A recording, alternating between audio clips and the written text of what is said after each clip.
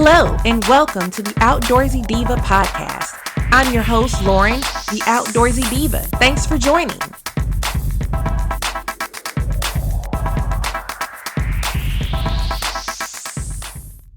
You are listening to part 2 of the Mountain Mike interview. If you missed part 1, be sure to go back and listen to episode 35 for the first part of this interview.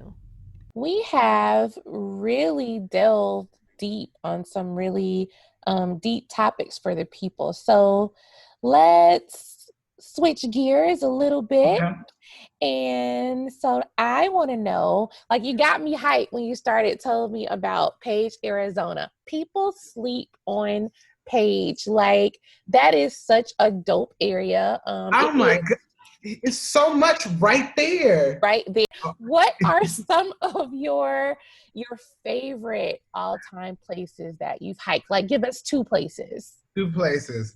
Side note, I'm a nerd. I nerd out too. It's funny, when did Yosemite, so Yosemite is one, just because it has a special place in my heart. It was the first place I went for a trip for my business. And I remember we went, the lodge we were staying at had like guided nature tours, and on the nature tours, the guide is asking all these questions, and my ass is answering them all like moss grows on the north side of the tree, and something else. I forgot, but something the real nerd question was like, "How did you know that?" And it was just like, "I was valedictorian. I know everything." Were you really valedictorian? Yes. I was a salutatorian.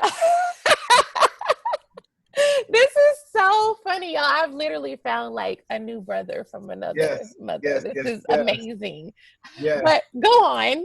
But yeah, so to answer your question, Yosemite is one, just because of the experience, and Stairway to Heaven, because that changed my life. It was the hardest. It changed my life.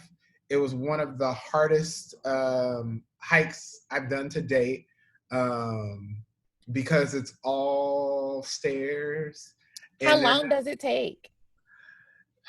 It took us about 3 hours to go up, and that was a group of 6.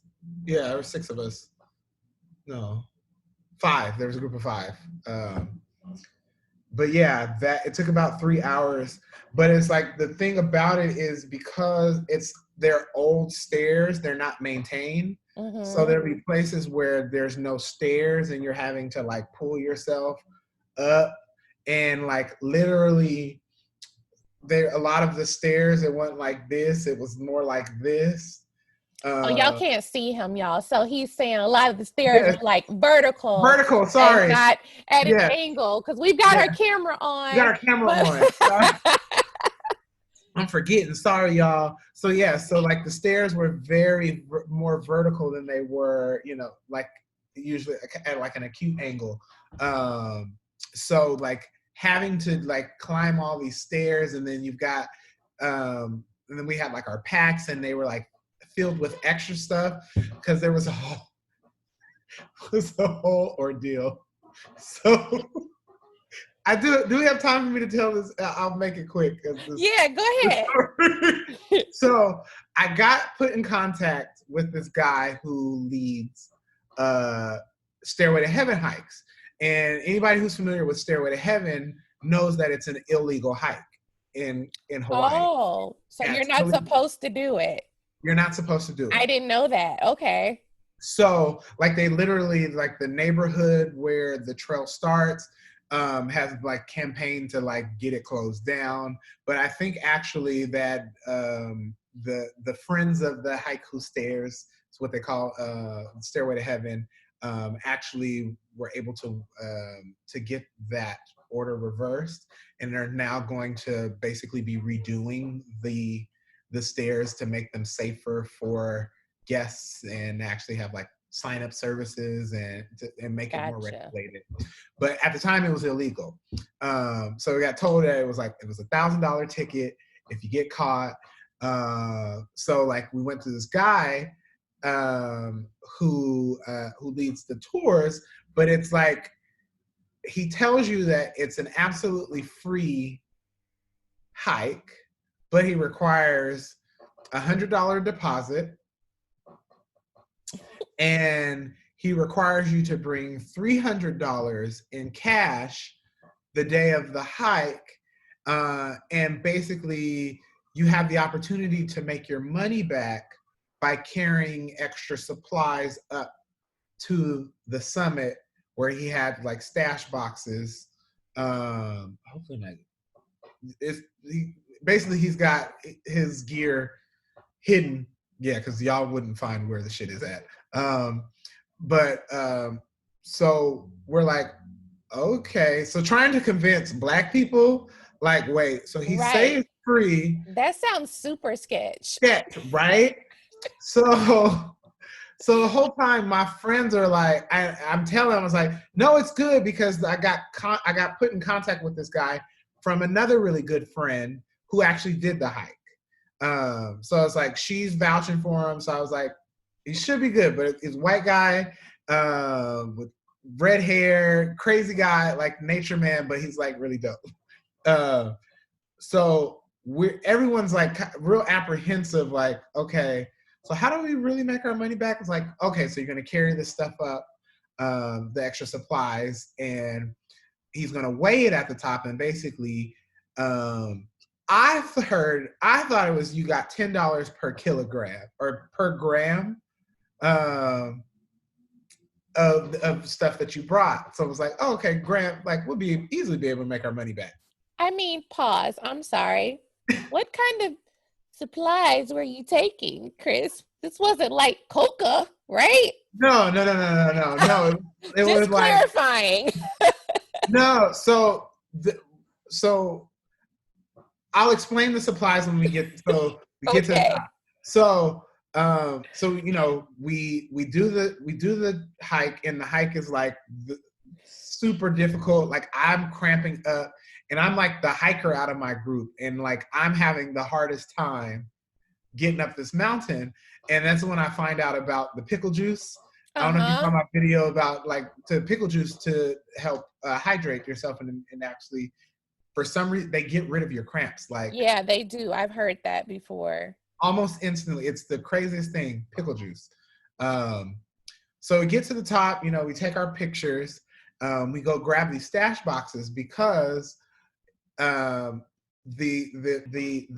guide is about to cook us a 4-course meal. Oh. At the top of this mountain. And there's an abandoned building at the top, pillbox. And inside, basically, in his stash box, he has all of these supplies. So like, there's like lights. There's like memory foam cushions to like make pallets, blankets, cooking utensils. So he uses like those catering. You know, like those lighters, like the canola oil, those. So he used that, and he would use like a tin can to basically like create his heating surface, and had like his pots out, and he made us a 4-course vegan meal at the top of this mountain. So that, to answer your question, what was in the stash box were all of these various different supplies, like coats.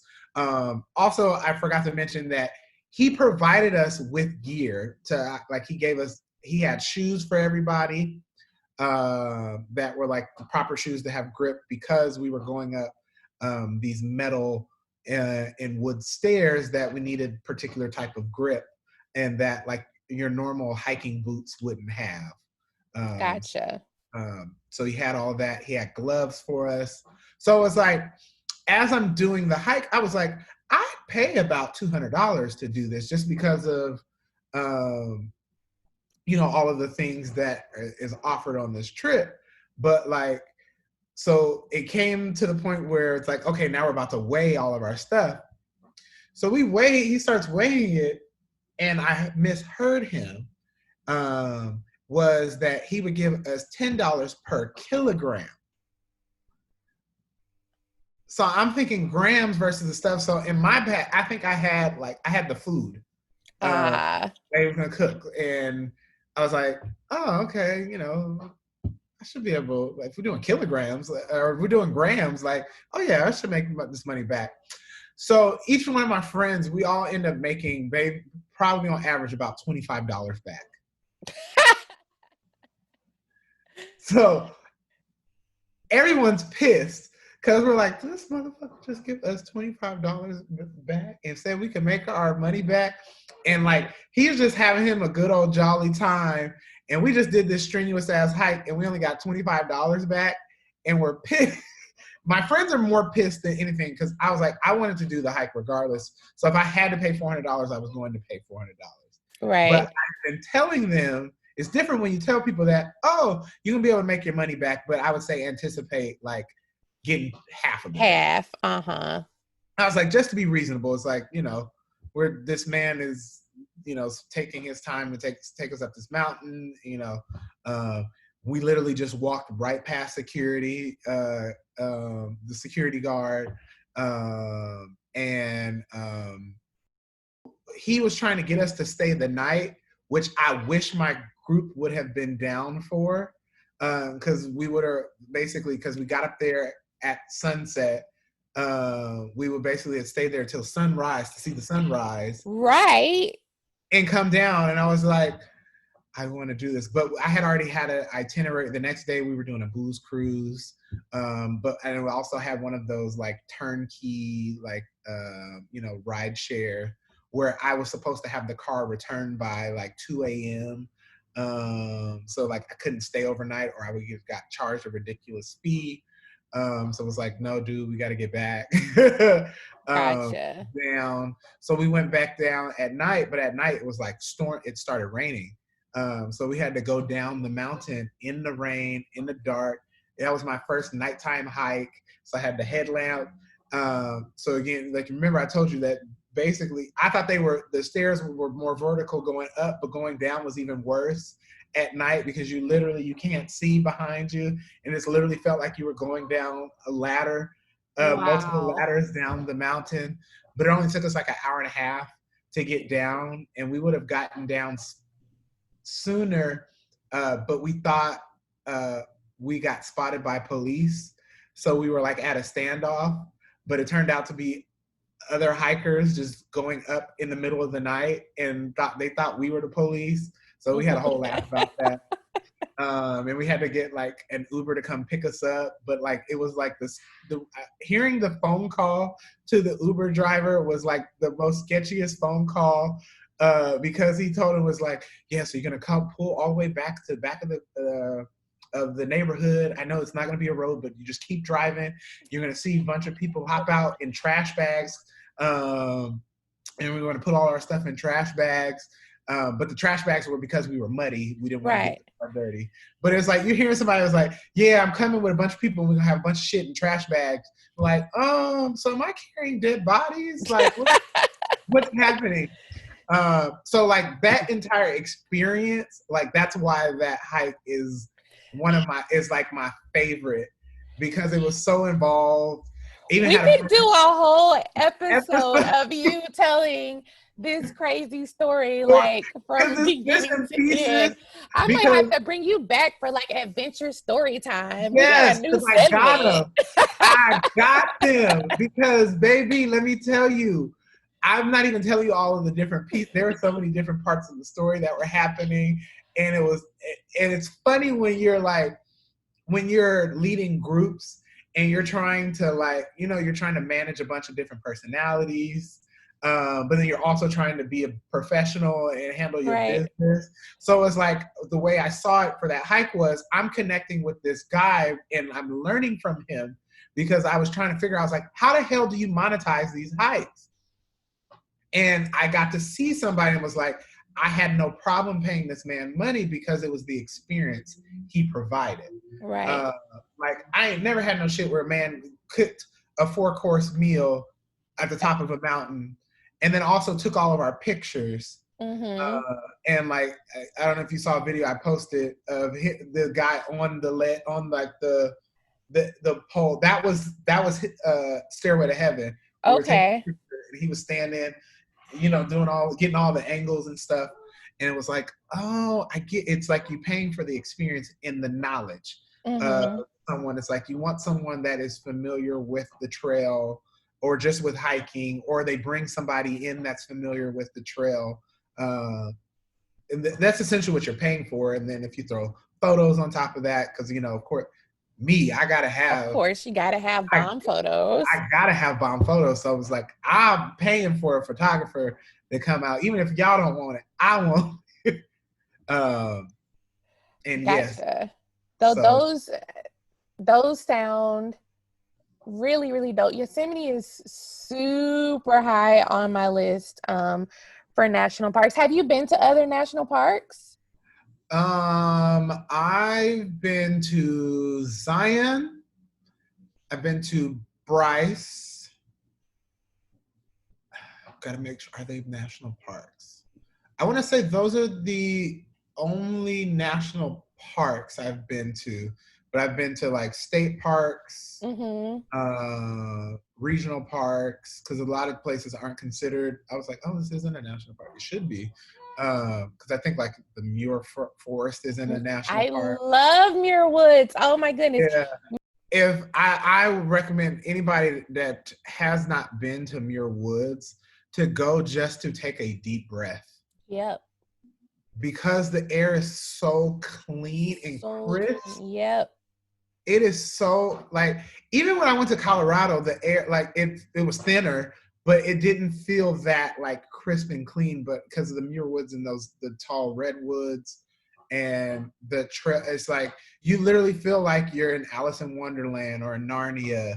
I did. It was totally like a Narnia moment. It's like you walked into this whole other planet.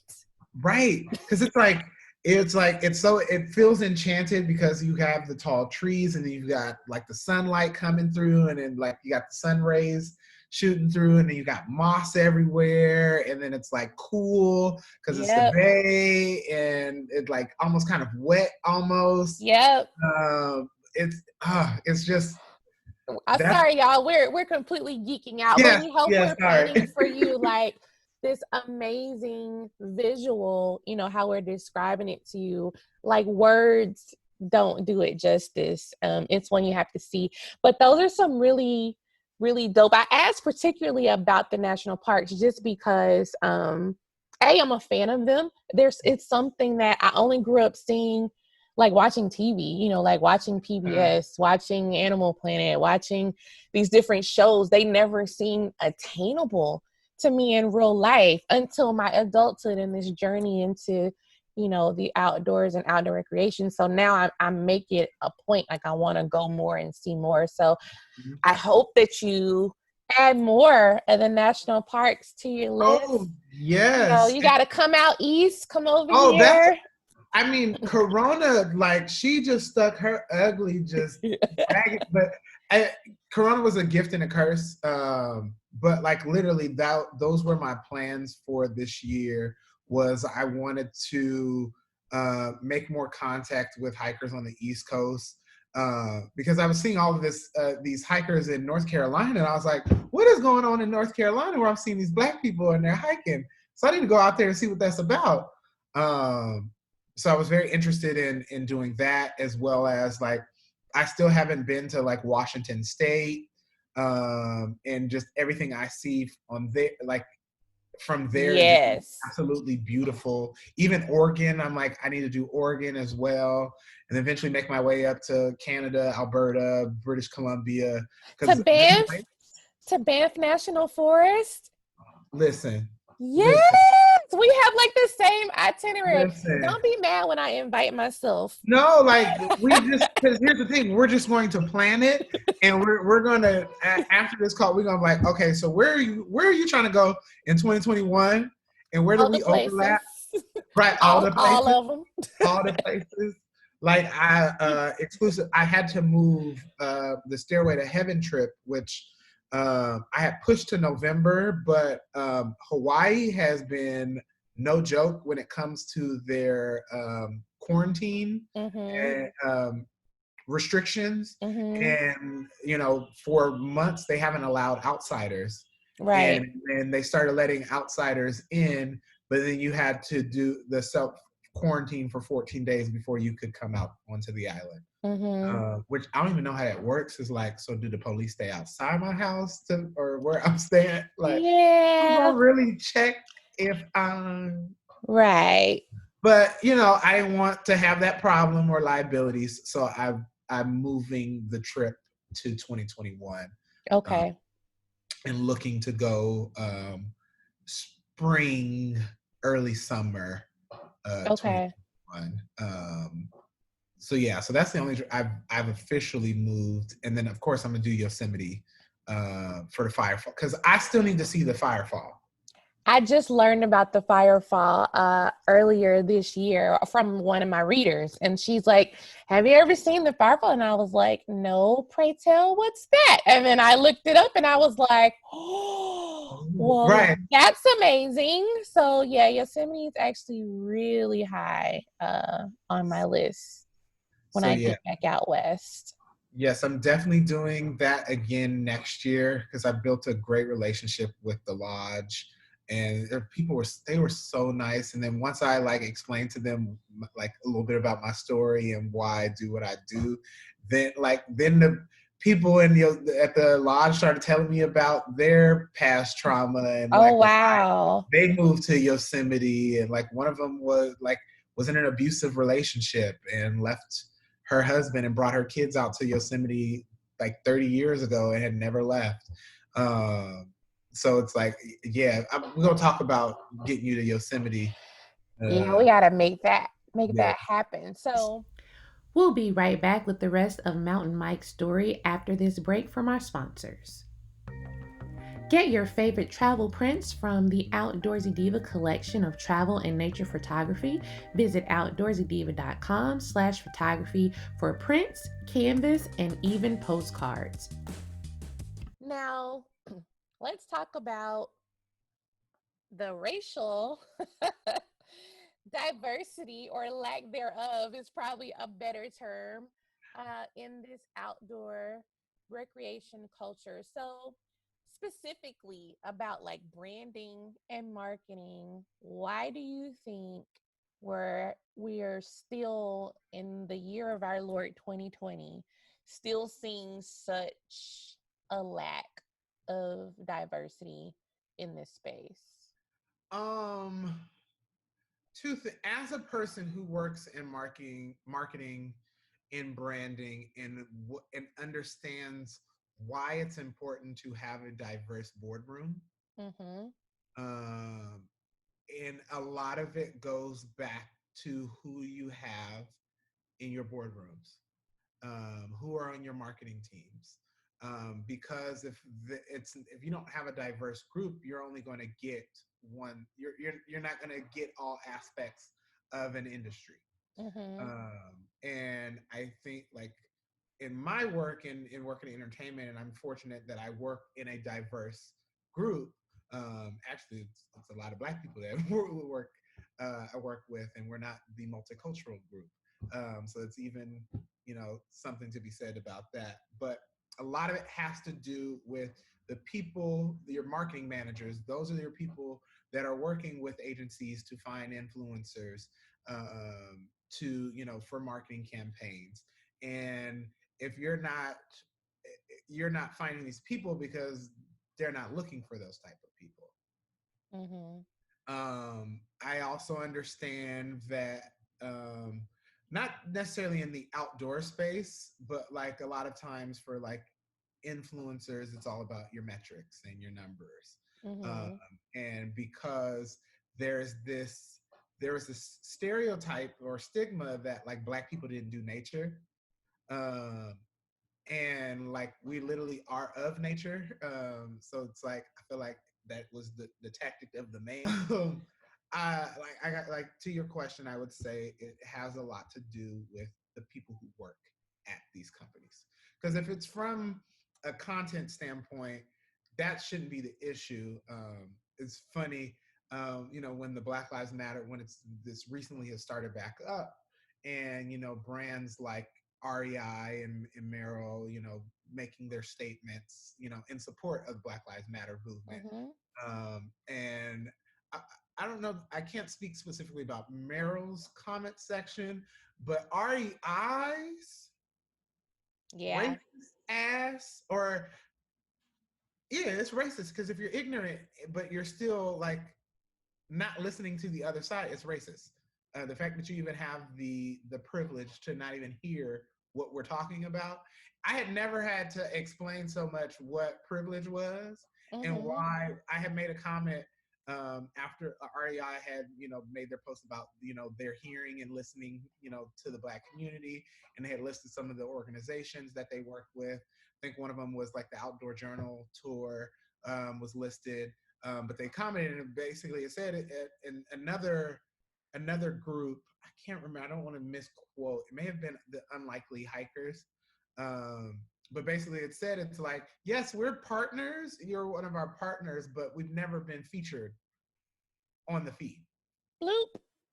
And it was like, and I had made a post. It was like, yes, work with us, but feature us in your marketing campaigns, make us brand ambassadors, hire Black designers for your gear. That Because part. Because some and of it we don't want to wear. It's where ugly. it's ugly. That's why I try to bring my own fashion flair to hiking.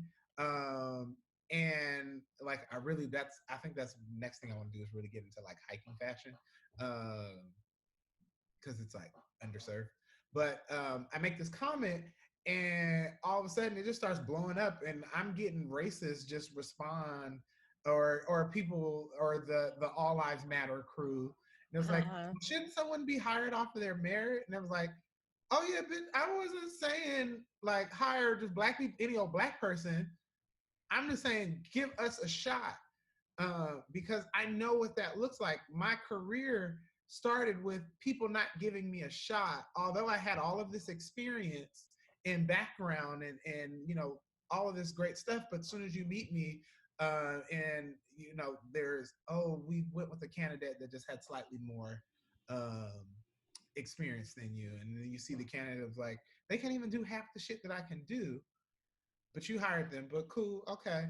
Um, and it's like, yeah, it's I feel like a lot of brands also fear that their base, because they know their base is racist, they also don't feature us. And I That think that part. has most to do with it, is that they don't want to upset their base. You hit it on the head. So I am one of the launch team members for the Black Travel Alliance that Mhm, just launched, came on the scene, mhm. um, kicking ass and taking names basically. And Which is brilliant. and so to your point, you had, REI was one, and we only wanted to spotlight, target, bring awareness to brands who actually made a statement. So, Patagonia, Columbia, Eagle Creek, an North Face. Abundance, North Face was another one that was on our list.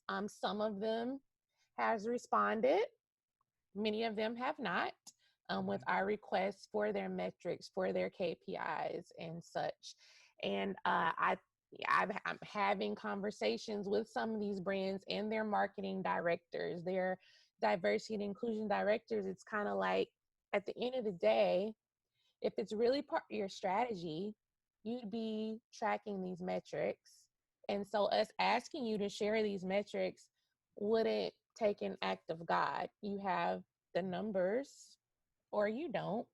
And you want to do what's right, or you don't. And so I think that's such a weak sauce excuse to Mhm. worry about, their brand and their base. Because I love to say, listen, my skin is not political. There's nothing political about representation. There's nothing political about, you're part of the cycle of this stereotype that we don't do things not only for white people but for other Black people. We're quick to say what we don't do. Right. Well, if you showed us doing it, more of us would actually do it. And so I think everything you said is correct. It's about the makeup and the people who are making the decisions. But I'm happy to see, the alliance, people like you. And I encourage everybody to join. Go to Black Travel Alliance .org and join so you can become a part of this movement. Help us as we continue to push this narrative because we want to see real actionable change, not the performative stuff. Like, I don't care about your Instagram square.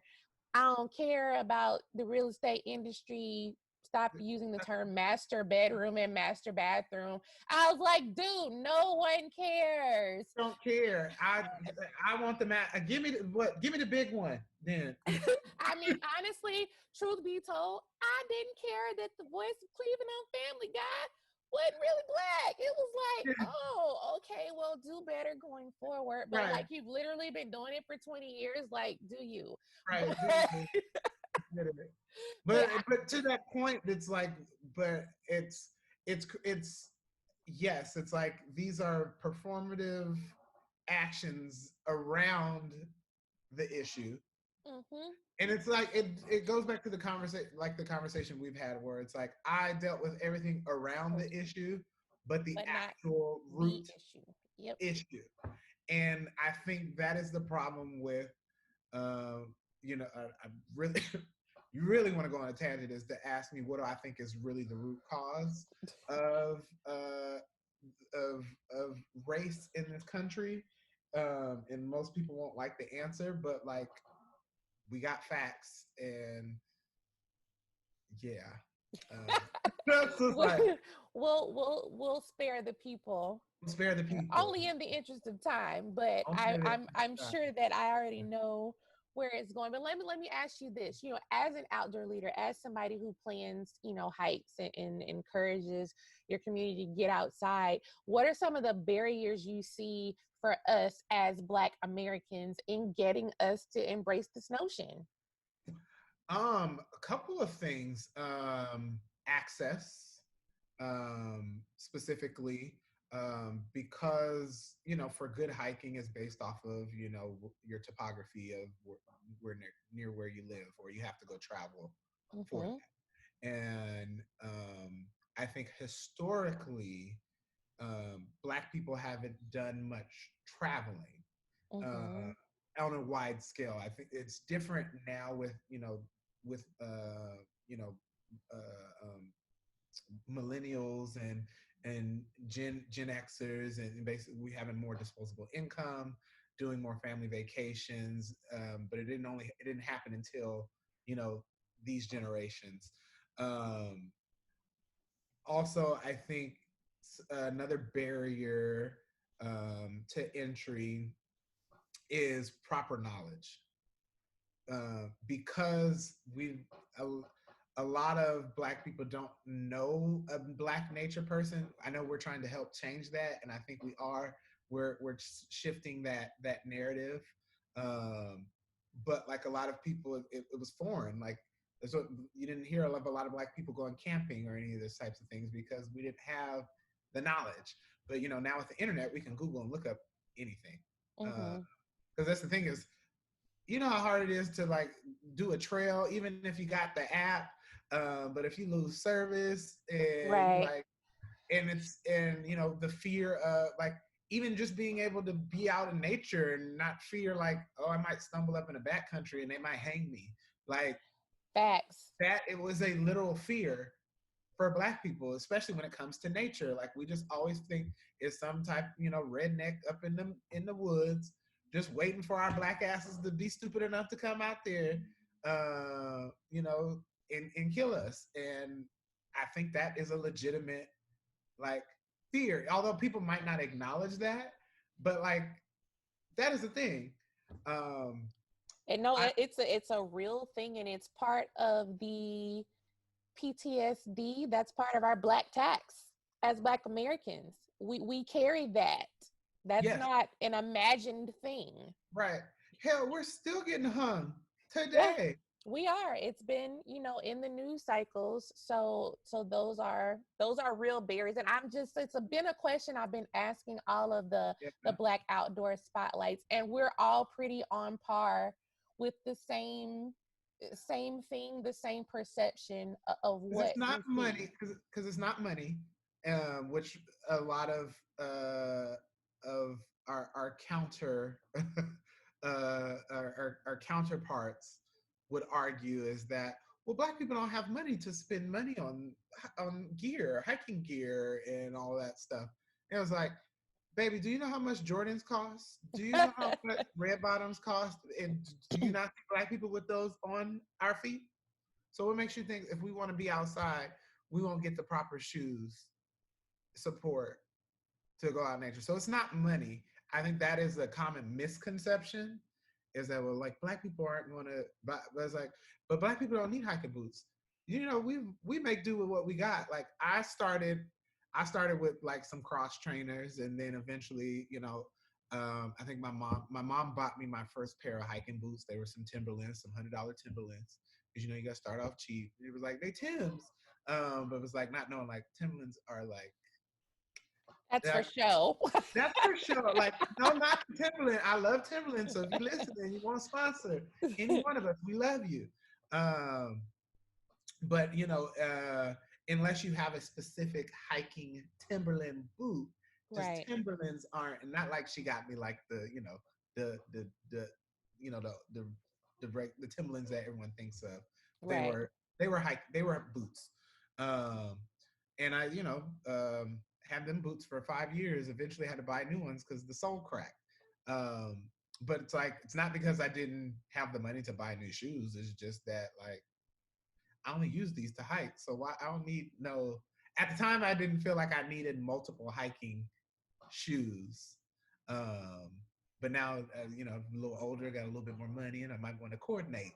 So I might want, might need a black boot, not just the army color, the green. And I would love to see, you be able to partner with one of these established brands, like a Mural, like Hoka, just because, to bring a different sense of style and flair. So one of the issues I've had since day one when I branded myself as the outdoorsy diva was that I am the complete antithesis of what it's always been portrayed to me, was an outdoorsy type of woman. Mm-hmm. And I was like, I don't want to wear no shirt with a deer on it. I don't want to wear no camo. I don't like, I like colors. I like to look feminine. I like to be cute. And it is hard to find gear that actually like does what it's supposed to do in Mm-hmm. terms of your body and wicking and regulating your temperature, Yeah. but at the same time, it's like cute and fashionable. Like, I don't want to look like a bum, Right. just because I'm out You in the wilderness. So that is super, super needed. I volunteer as tribute to be Yeah. one of your Like models. hiking to make it fashion. But make it fashion. Hello. Okay. So now, have you experienced any actual like racism while you've been out on a trail? Not like, I'm a person, I have never really experienced like overt racism. It's more, I've definitely experienced like microaggressions. Yeah. So like, the most annoying question that I hate hearing, or I hate when I'm on a trail that I've been doing for years and I know the trail, and someone not of color will come up to me and try to give me like directions or tips. And then I ask them like, "Oh, how long have you been hiking this trail?" "Oh, I came out." It was like, "Yeah, I've been doing this for the last 6 years.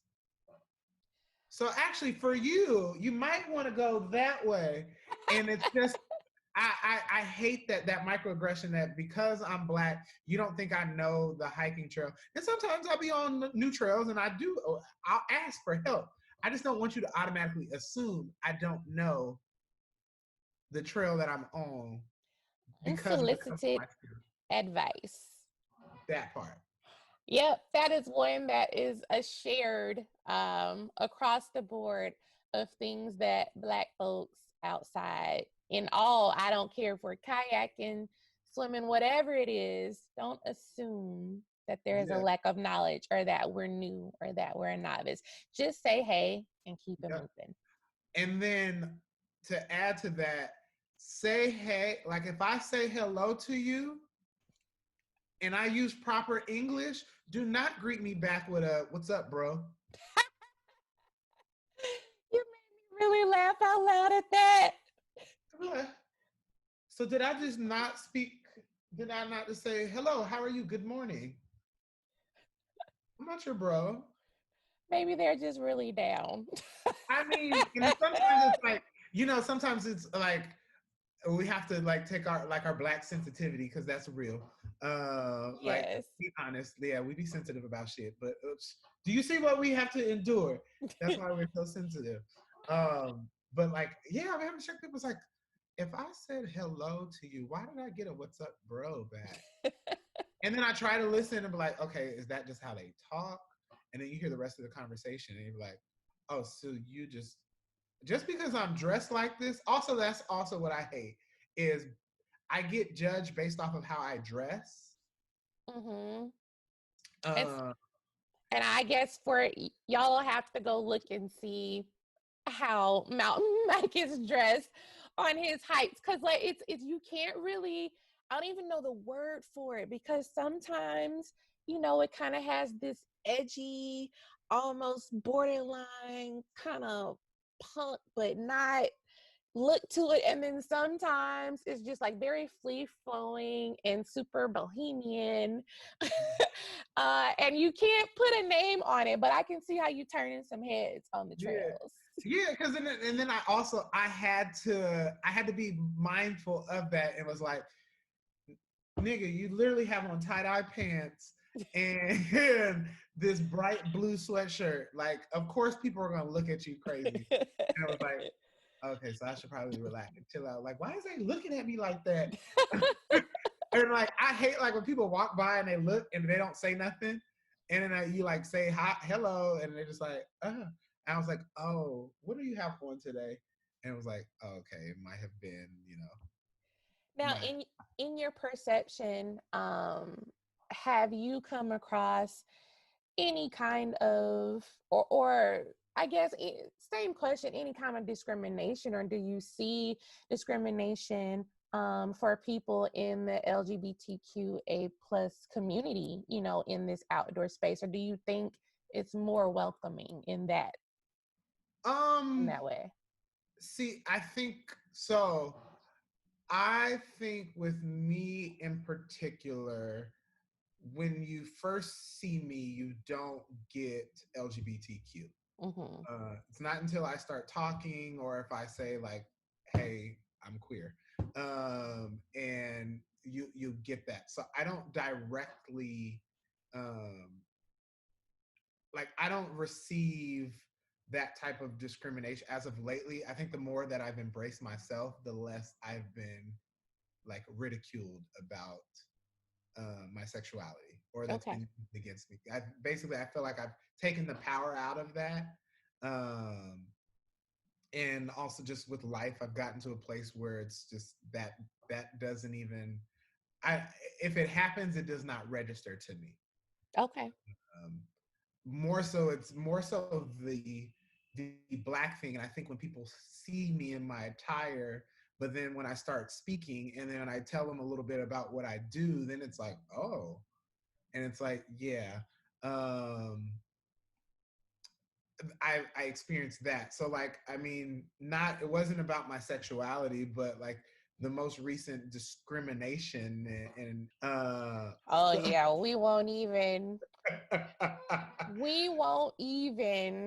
yeah, I'm not gonna even utter her name. I would encourage everyone that's listening to head over to my Instagram and watch both my videos on white silence. Watch it because it's quite. I have a way of telling stories that I think is fun. So this is an important point, right? So even though you haven't experienced like a direct overt racism while you're actually in nature, Mhm. still in this outdoor community, there Mhm. is 100% most definitely some Mhm. racist overtones. And I'm just going to be quite frank, there have been quite a few outdoor, specific themed Facebook groups that I have had to remove myself from to spare them. They just don't know the grace of God that has been worked in my life to keep me from being who I was 5 years ago in my responses. And so it's just not even worth the drama. And I refuse to continue to try to educate grown ass adults. I just ain't doing it no more. Like, you tried way harder with her than I would have, Because honestly. here's how I look at it is, yes, I understand we are tired. We're tired of having to explain ourselves. Um, we've been explaining ourselves. It's for so long. It's just been so exhausting. But what I'm also fearful of is that because we're exhausted and you have this collective consciousness with the world. And if Black people just stepped away from the conversation and we were like, y'all figure it out, I don't necessarily trust them figuring it out on their own. So, what spaces that I occupy and influence that I have, I made the conscious decision that I will at least try to, not that I have to, excuse me, lead the conversation, but I will at least try to steer people in the right direction and offer thought-provoking questions to help people to really start self-analyzing. Because that's what I was doing with oh girl, was to, I was trying to get her to think. Mm-hmm. Because she, all of her responses were, they were the general, I was ready for those responses. That's why she didn't know who she was fucking with when she would give her responses, because I already had the counter to what she was going to say And ready. none of it is original. We've heard all of those You heard excuses all of this. before. Like, I'm on both sides. Girl, how are you on both sides? There is no both Both sides. There's sides. right and there's wrong. Wrong. Period. It's And not a I'm like, gray area. and you like, complacency will get you shot too. I will tell you that. Yep. So I think I just want for their listeners out there, and especially our non people of color listeners, to understand that when you hear us talk about, racism in the outdoors, a lot of people think of it literally. And so we're not only saying it's a problem literally, but we want you to look at your communities, look at these groups that you're in, look at the people that you follow. How diverse is your feed of the content that you intake? When you're looking for information and for trails and plans and parks, there's plenty of people like me writing this stuff. Are you reading our content? When you look at these groups, if you look around and everybody looks like you in the group, that's a problem. That is a problem. And you're working within a silo and you miss these very important voices and different viewpoints. So so you shared with us, actually, I usually ask people, so my whole blog is called Misadventures of an Outdoorsy Diva. Why? Because I screw up all the time. Never goes as planned, but I want people to see me as human. Like, I'm not some superwoman, super outdoor guru at all. Mm-hmm.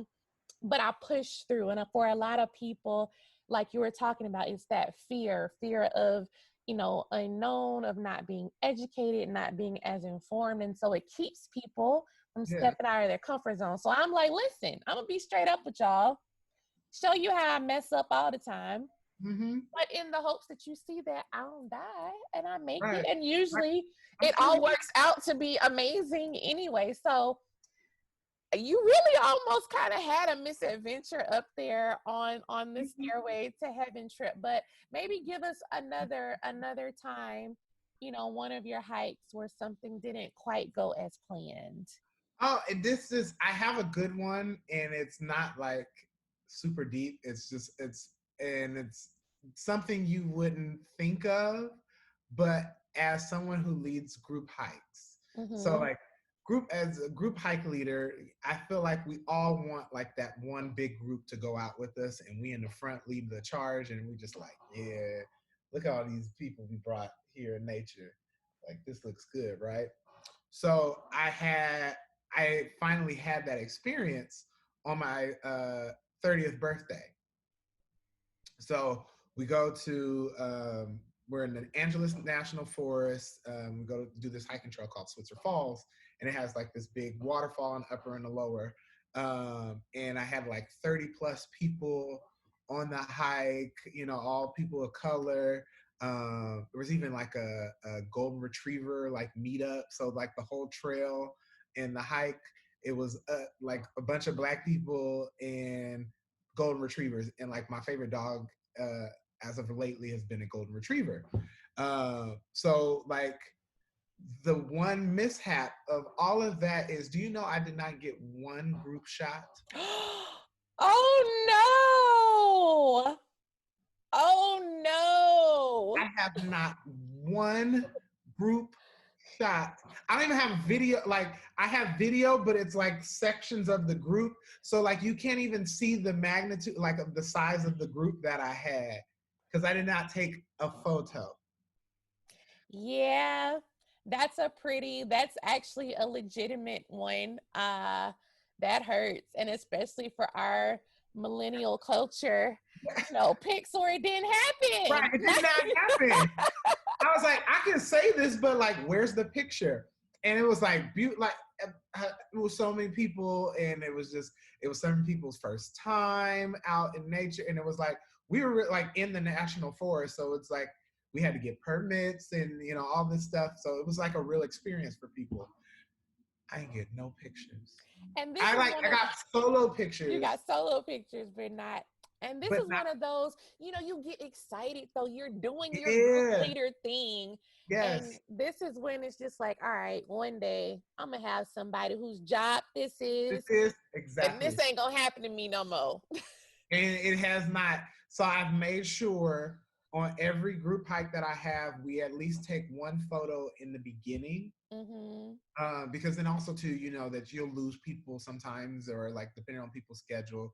I don't know, like LA, because it's hiking is so easily accessible to us that like you can go for a hike, but have an appointment somewhere nearby where it's like, oh yeah, I got to cut out because I got an appointment in an hour. So it's like I learned that valuable lesson is that you got a group, always take a photo at the beginning, middle, and end.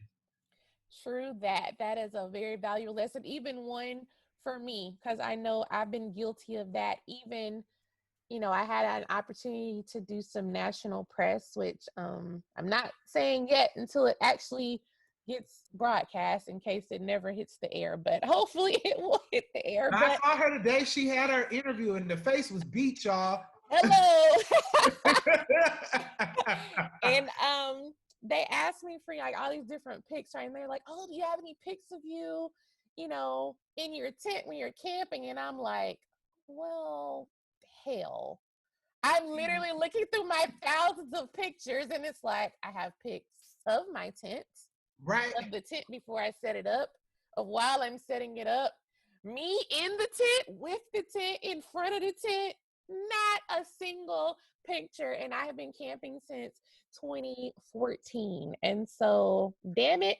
Now I gotta intentionally plan me a camping trip so I could have me looking cute with my finished tent. Cause my friend was like, why don't you just pitch it in the backyard and like, you know, fake it till you make it. I was like, absolutely the hell not. No, It's not the same. it is not the same. Like I've never just went and did like a photo shoot, like, oh, it's gonna look like I'm in nature and go do it. Like, no, we actually have to do a hike and then we have the photo shoot. But I'm Right. not doing that fake shit where it's like, oh, you drive right to the location, you hop out, take your picture, and then get back. Nah. No. I'm gonna need you to see that little sweat that I had on the brow. You know what I'm saying? That's a good one. That's a good one. No pics. That super sucks. All right. So now you talk about hiking, but are there other outdoor activities that you like to do?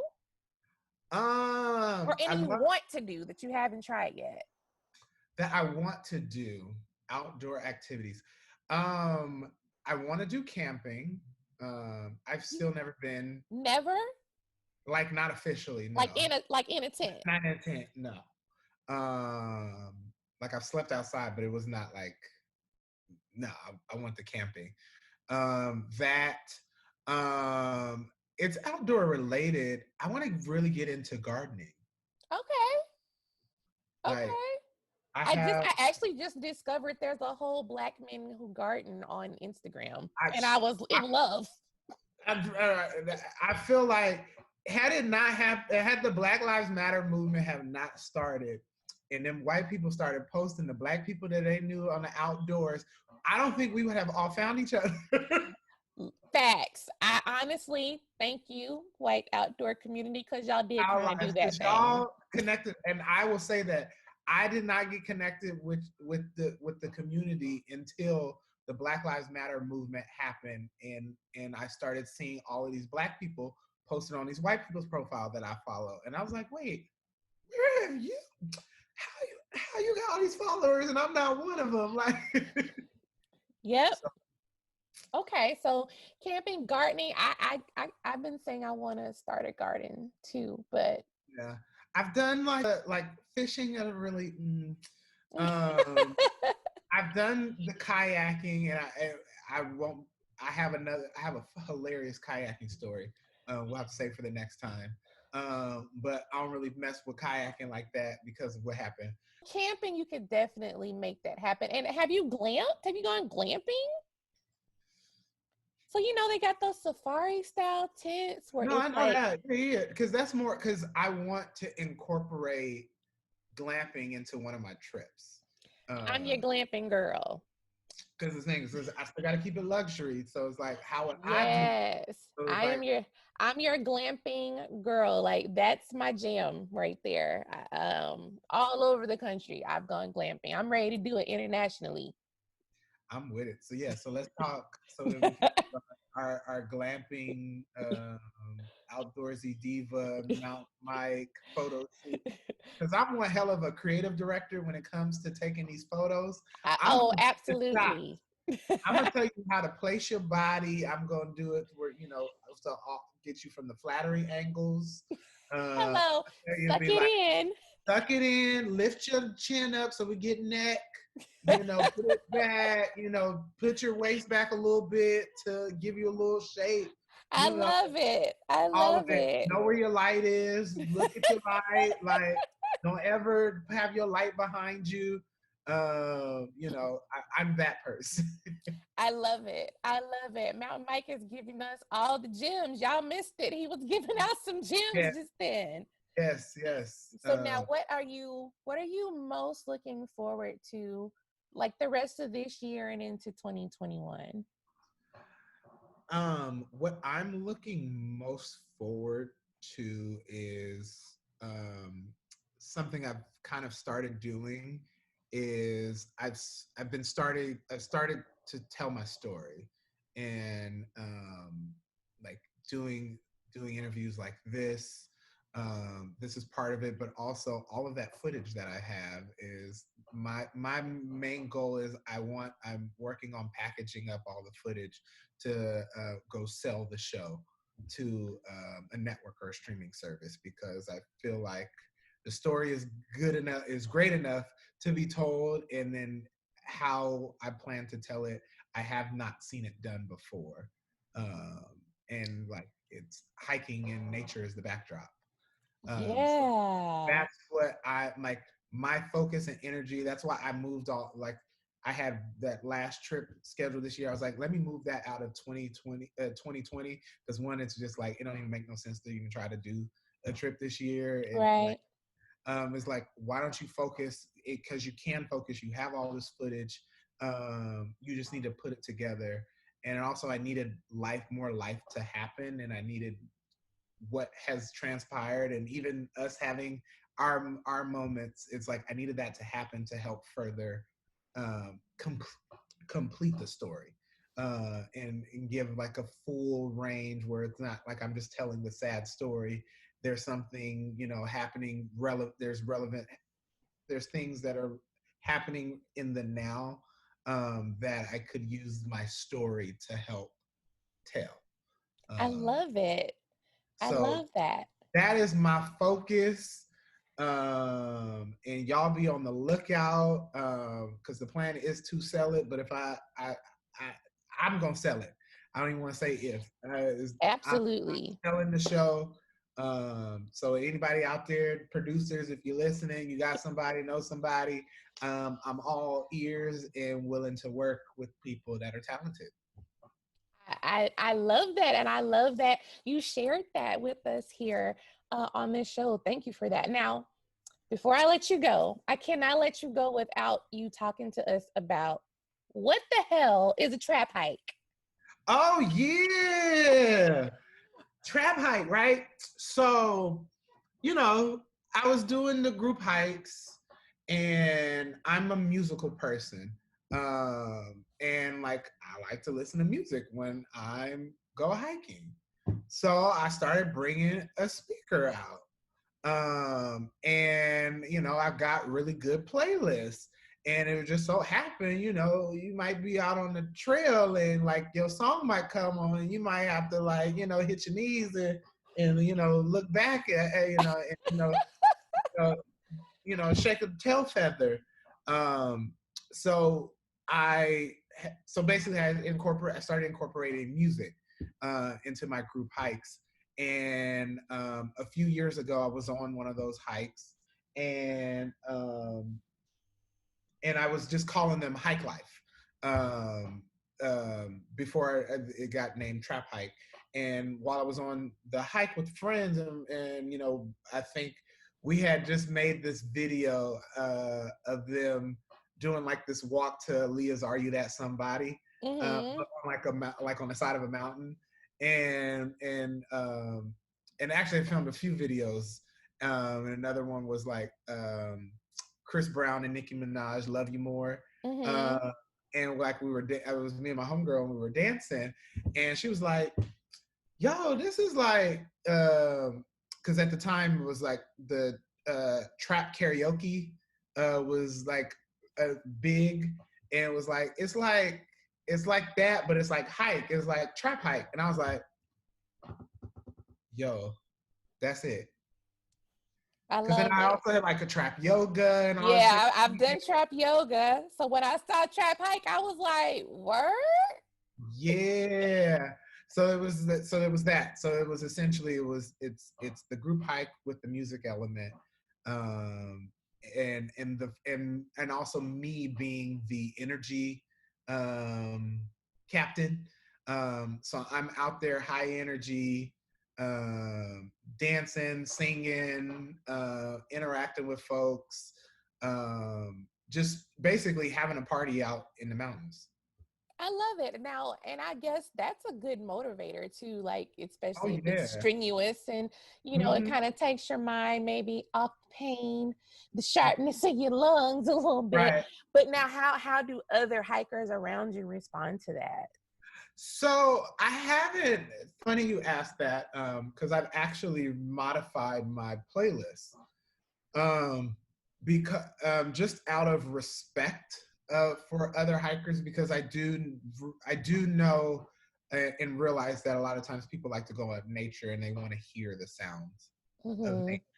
But then I've realized that nature is for everyone. So it's like, you know, if there's a group of people that want to listen to music while they're hiking. And then also LA is a lot different, where it's more you're more likely to find other people on the trail listening to music as Mm-hmm. well.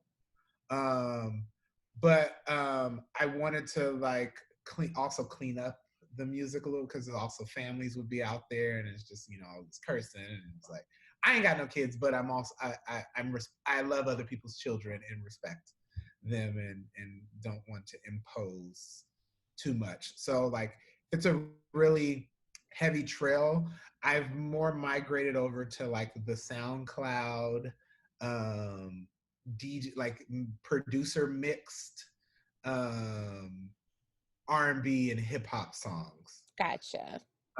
So it's more vibey and like electronic, but it's still like our like R&B and hip hop songs. It's just in a more palatable sound. So like less 808s and and break beats and more synths and more and electronic in nature sounds that actually I feel personally it has amplified the hike because it's a whole vibe now with like it's recognizable music, but it's a mix you've never heard. So like having people like, yo, who's the art or like where do I find this? I was like, oh, this is SoundCloud. I'd have to send you the playlist. Like you're not gonna be able to Shazam the song. That yeah, that it's matured into that now. Nice. You know what that made me think about? Like the silent DJ parties. You could totally have a silent With DJ the hike headphones, with the like I need to headphones. see the only thing that worries about me about that is the require like of having strong enough Bluetooth Mm, connection. Because what I've found out is so like what is it? The Beats Pill Plus, basically you can, if you have multiple Beats Pills, you can pair them all together and amplify the sound. What I learned is that they can't be too too far away from far. each other, Gotcha. or it doesn't, or the connection is choppy. Uh, Gotcha. so yeah, something I like. I actually like want to work with like a developer and like try to develop technology that could work out in some type of Bluetooth technology that can amplify sound um, from different devices. I love it. I love it. So yeah, y'all gotta look that up. Trap hike sounds super dope, and hopefully that's something that you'll be able to spread across the US of A. So Yes, now yes, I've already moved. I've taken it to Northern California and Vegas, and like I said, the plan was for 2020 for me to go to a bunch of different local locales across the country and do a trap hike there, and that's still the plan. I think now that my network of hikers is bigger, I really can't wait because it'll just be like a reunion. Like, yo, right. I'm out there, I'm doing a trap hike. I want to partner with you and your group. Like, this is what we got. Because it's like, I think I've been able to do is I've been able to build like an infrastructure, a hiking Mm-hmm. infrastructure, and with know-hows and like I've got checklists and like how do you do a group hike and all the various different things that you don't know until you do it. And like I just want to help other people grow their hikes. Because I was like, there's tons of people, there's tons of travel agencies. We're not in competition. We can all do this and eat and learn Right. and grow from each other. And hell, and work with each other because it's Right. exhausting doing these trips by yourself. It Uh, is. It Even if really you bring is. an assistant, it's still like they just do. It's like it's not you, and they were if they were unless they were there from like the planning process through. It's different versus like just somebody there to help you for the weekend. It's like they're not gonna know exactly how you need it done, so you got to do it. Right. But all worth it. Like I was just thinking about like how I had to do like my gift bags um like right before the final breakfast. So I'm like up super early, but I'm like I gotta write personal handwritten notes, so I can't have my assistant do this, but I gotta do this. But it's like That was one of those chores that I was so glad the bestie did. We had swag bags for mhm, everybody. And she has a crafting business, mhm. craftyard.com. Shout out to the bestie. So it was called Mountains and Mimosas was the name of the trip. And Oh, you like it? It's super cute, right? dude.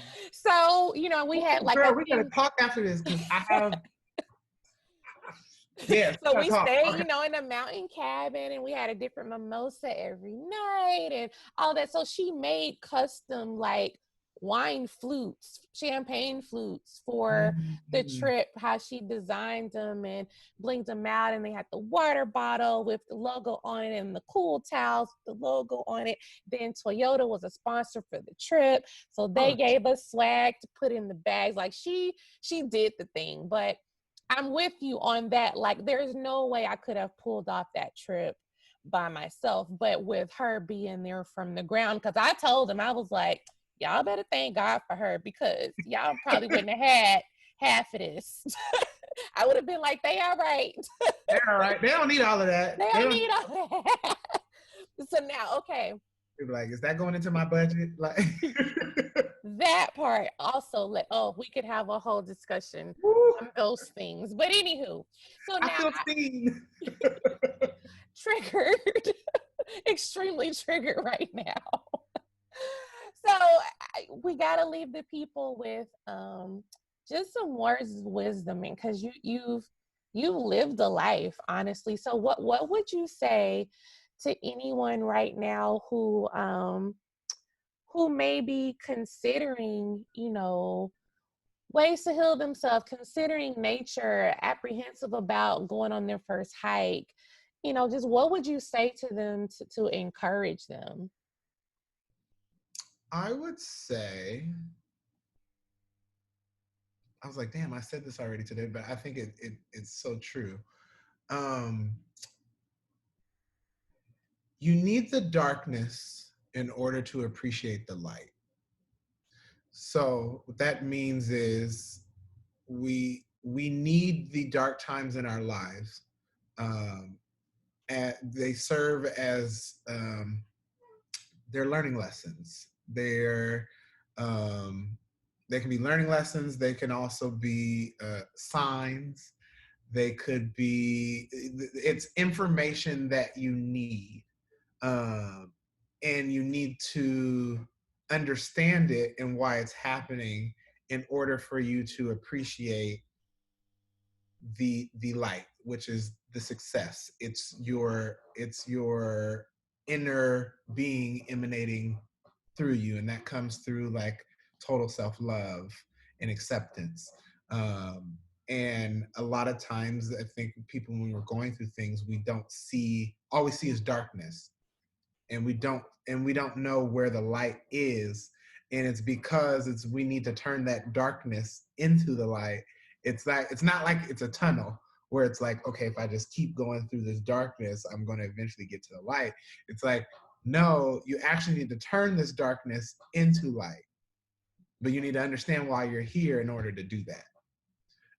So I would encourage everyone, it's like, ask yourselves the why and really investigate like why things are the way they are for you. um, and then go further and ask why. So why did that happen? Or why did that happen to that person and they did this to me? And from that, it's like, I think also what's happening in our world is that you learn empathy. And as soon as you learn empathy, I think you're finally able to start healing. uh, because if you're not empathetic to the ones that have harmed you, you're never going to grow. You're Mm. going to always have that negativity and anguish and the disposition that you have towards that person. And then anybody that reminds you of that, and then you're going to carry that into your life. And then you're like, I ain't messing with that because he remind me of my and it's a continued cycle. Um, and until you're able to empathize with our traumatizers, you're not going to be able to grow, because you're not going to understand why they did what they did and how what happened to you, um, not being your fault, or you're a victim of circumstance. But until you get that empathy and you understand that, you won't be able to heal.